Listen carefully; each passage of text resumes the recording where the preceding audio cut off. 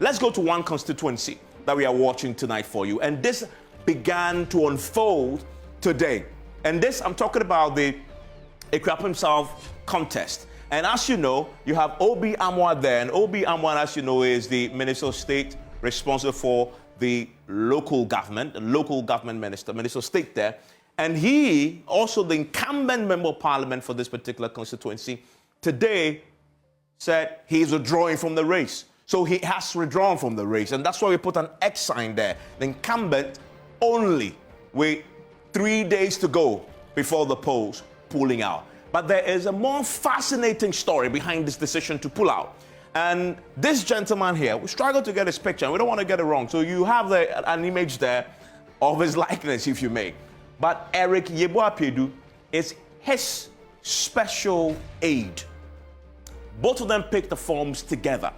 And many were wondering in the constituency, in the Akuapim South constituency, why in God's name is the incumbent member of parliament, the Minister of State, picking up nomination forms to contest in the primary with his special aide.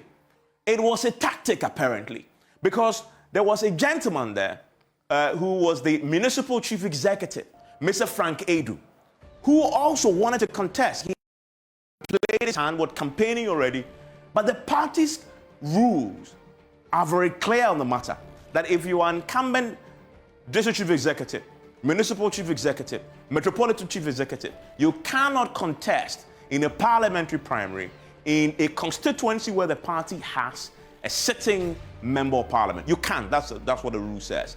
If you want to contest, you must have resigned 2 years prior.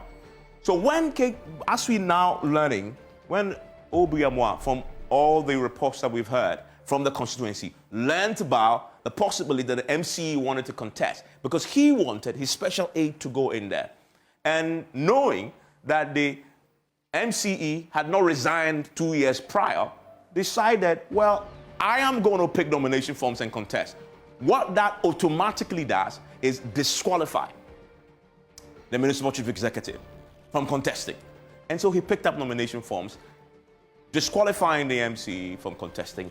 And then as it turns out, 3 days to the polls, he's resigned. Not pulled out from the race, withdrawn from the race, leaving his special aide to go in there. And of course, as we know, what it means is that he will obviously be very active, helping his cause, campaigning and talking to delegates for him, and he's very confident that he will win.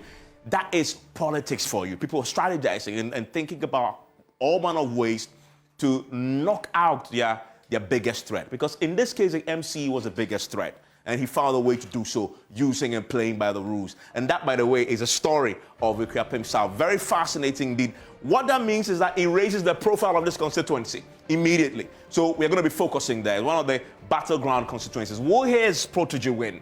Or others will attempt to make sure that in spite of all the maneuverings, he doesn't actually get to parliament.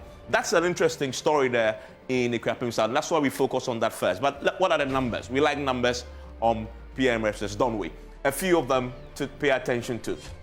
Total number of candidates in here, we have 376 of them who will be attempting to get into parliament. Some of them incumbents who want to return on Saturday. You also have the qualified aspirants there. Some of them were disqualified, 17 of them. As you know, 3, 2, 1 of them managed to go through. And some of the 17, some of them are aggrieved, right? And as we know, we have a case in court right now that meant that particular constituency isn't going to be part of the contest come Saturday. And that is why you have a situation where you have 136 contests happen on Saturday, because you know in Parliament the NPP has 137 members of Parliament there, but because of that court case, one of them won't go on Saturday.